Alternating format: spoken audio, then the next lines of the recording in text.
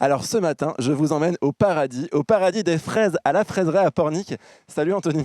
Bonjour. Quelle arrivée. Alors chez vous à la fraiseraie, les fraises, ça vous connaît hein. Oui, c'est ça. Ça c'est du scoop. Bon alors déjà, est-ce que tu peux nous parler un petit peu de la saison des fraises? Ça commence quand? Alors la saison des fraises, elle commence mi-avril pour continuer jusqu'à mi-octobre.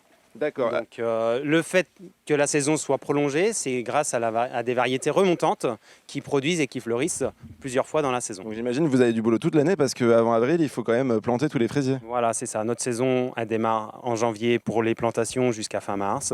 Et après, on commence à récolter mi-avril pour aller jusqu'à mi-octobre. Bon alors qu'est-ce qui fait la différence entre vos fraises, je vais t'aider, entre vos fraises et celles qu'on peut trouver en grande surface? Alors la différence entre nos fraises et celles de la grande surface, c'est que nous, on ramasse un produit qui est mûr. C'est-à-dire que le qui produit sent bon. et qui sent bon. C'est-à-dire qu'un produit qui n'est pas mûr est forcément mis de côté dans les déchets. Donc là, on a un produit qui n'est pas mûr qui est mis en déchets et un produit qui est mûr qui, lui, va servir à produire et à faire nos produits transformés. Bon bah voilà, donc il faut quand même choisir les producteurs locaux, c'est important. Vous avez différentes variétés ici sur le site? Oui, alors, on a la Marin des Bois. C'est une variété remontante qui produit un fruit différent, c'est-à-dire qu'en aspect, il n'y a pas de différence. Mais Je peux goûter? Oui. Très bien. Alors, mais par contre, sur le côté gustatif, on a un côté fruit des bois, fraise des bois, plus prononcé.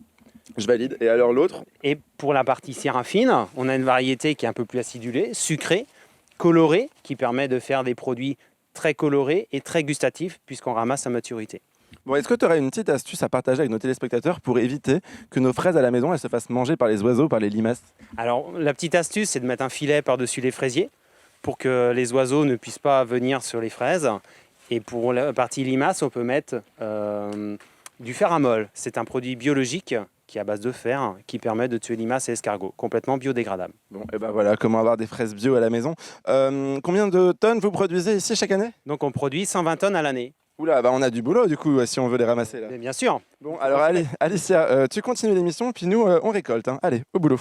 Et puis on dévie en plus.